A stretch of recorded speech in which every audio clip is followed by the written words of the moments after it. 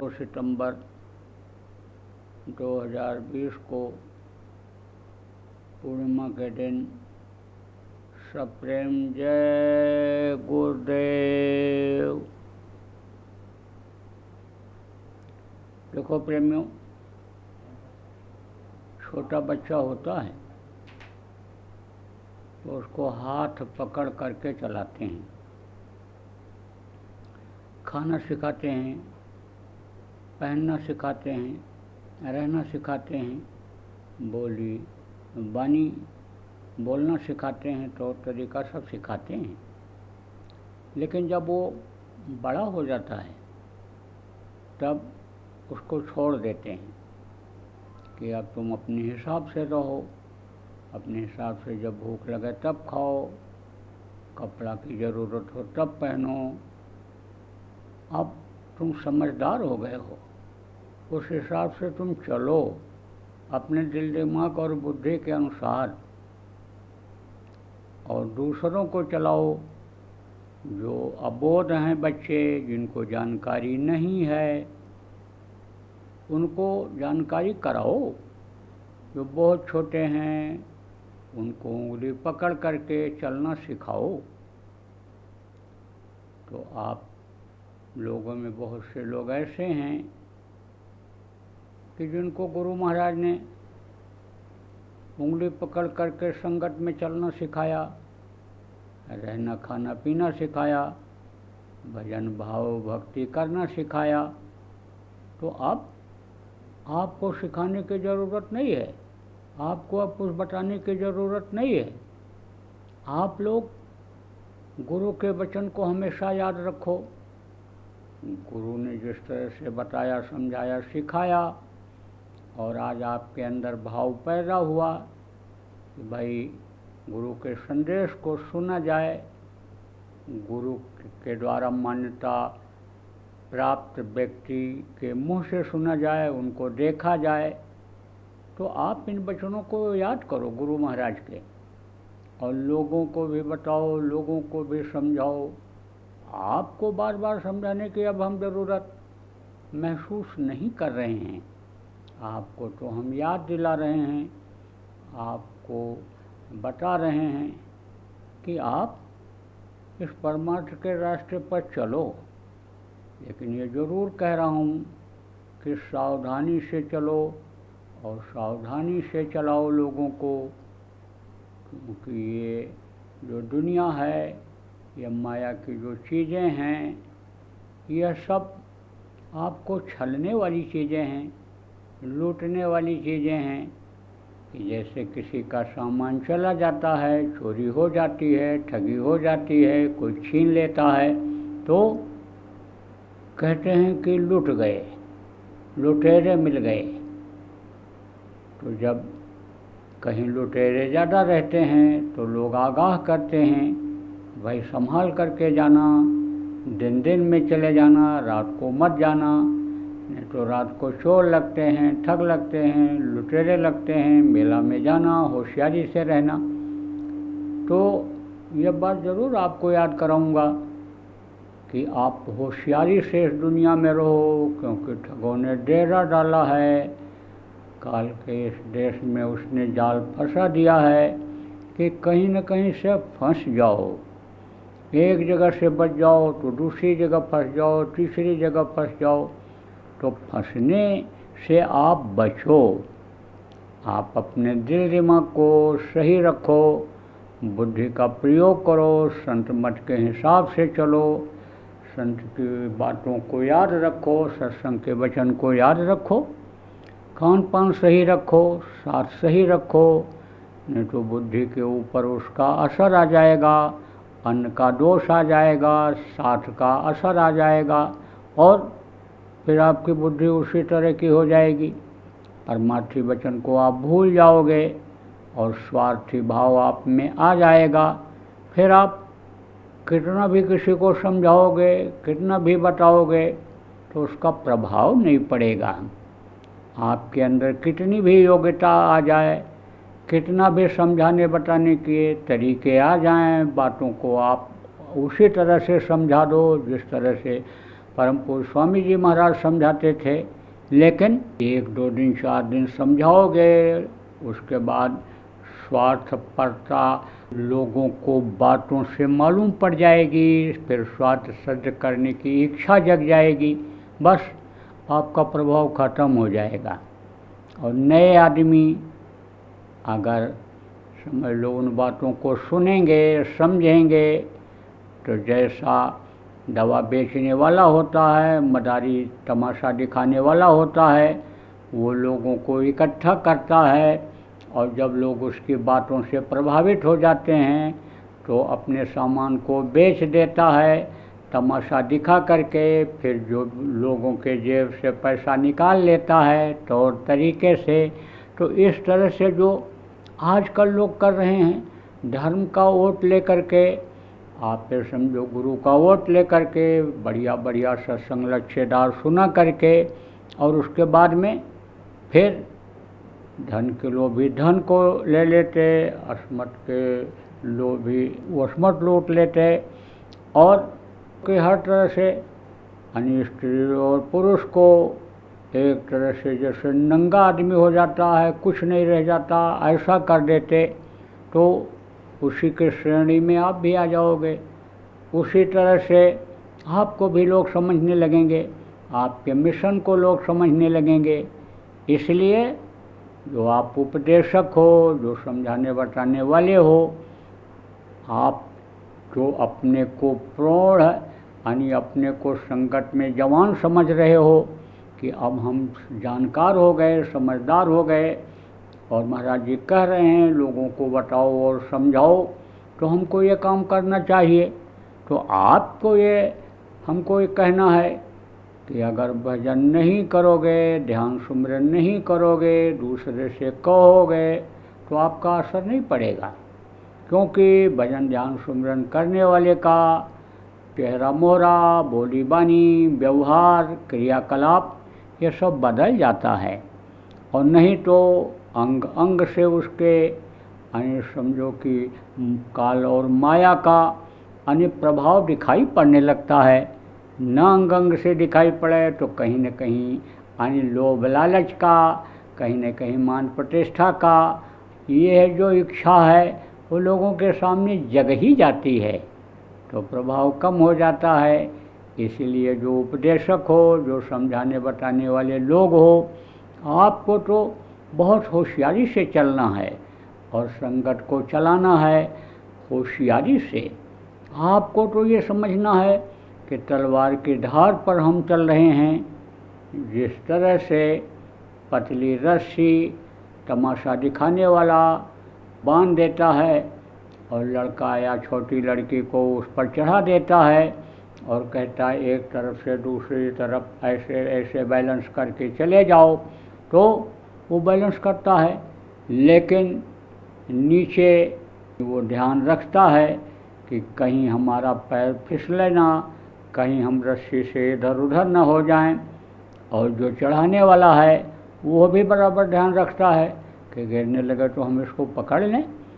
लेकिन अगर सावधानी से नहीं चला और पकड़ने वाला से कहीं चूक हो गई, पकड़ने वाला कहीं ढीला हो गया, कोई बात हो गई, उसका ध्यान इधर उधर हो गया, बट गया, तो गिर जाएगा, हाथ पैर टूट जाएगा, चकनाचूर हो जाएगा। तो इसी तरह से इस परमार्थ के रास्ते पर चलने वालों का, चलाने वालों का तलवार की धार पर चलने के तरह से है कि चूक जाओ तो समझ लो कि कट जाओ, गिर जाओ और पार हो जाओ, तो अभी नाम हो जाए, कीर्ति हो जाए और काम हो जाए, लोकप्रिय हो जाओ। और धन दौलत जिसके लिए रस्सी पर चढ़ाता है उसमें लोग खुश होकर के ज़रूरत से ज़्यादा देने लगते हैं, इच्छा से ज़्यादा देने लगते हैं, तो उसकी भी प्राप्ति हो जाए।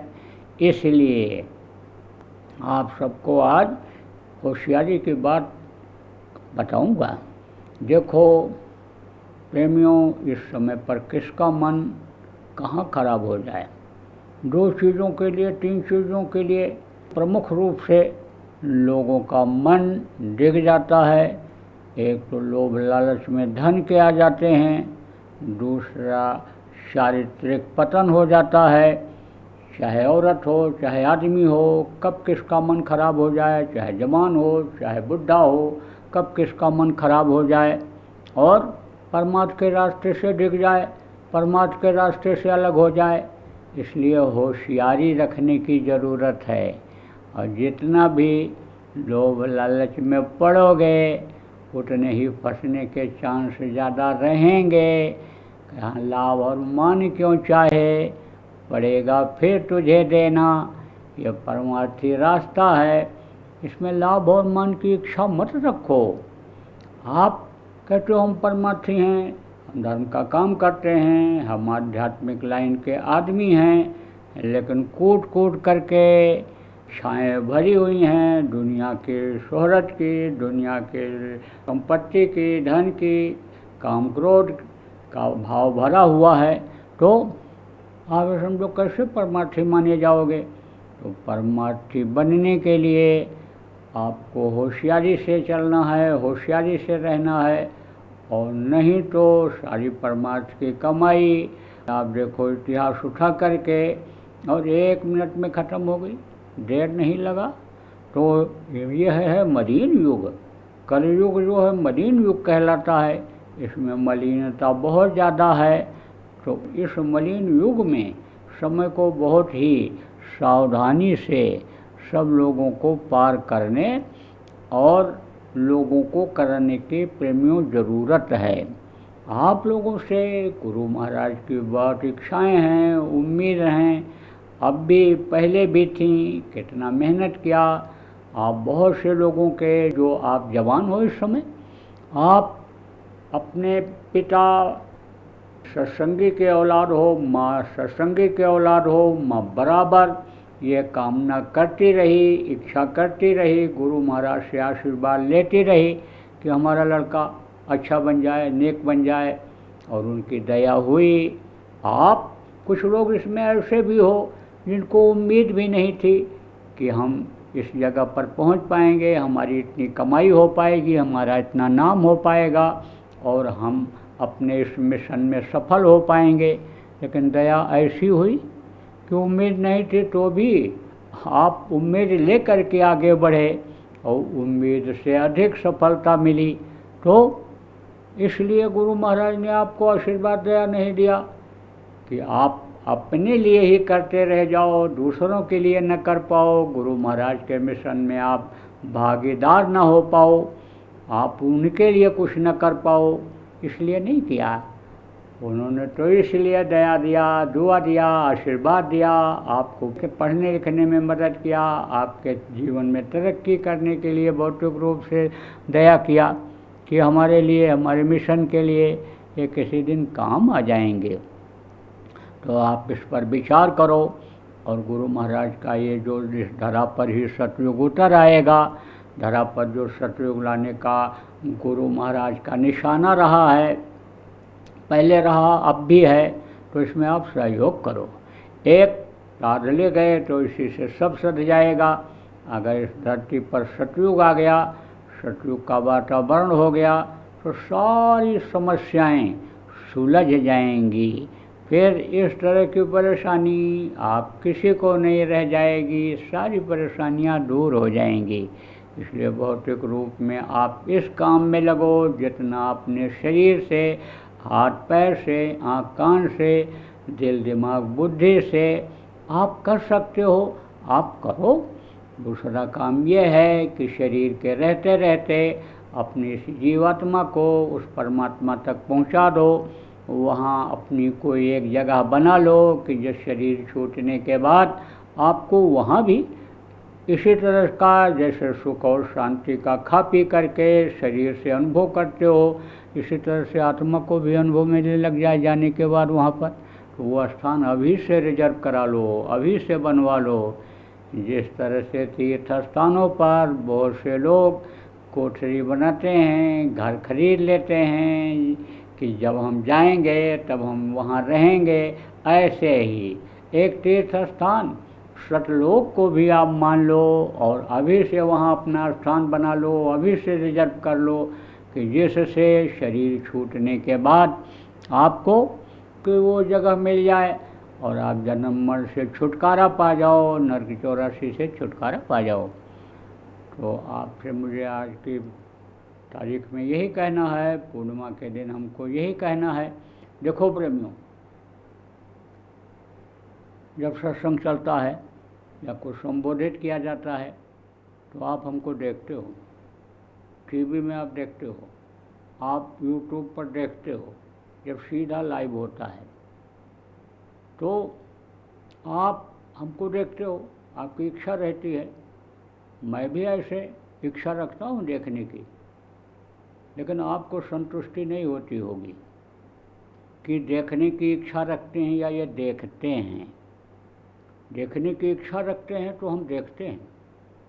देखने की जो जिस चीज़ की इच्छा रखता है या जिस चीज़ की इच्छा पाने की रखता है, गुरु पर भरोसा करने वाले को वो मिलता है, उनको वो चीज़ दिखाई पड़ता है।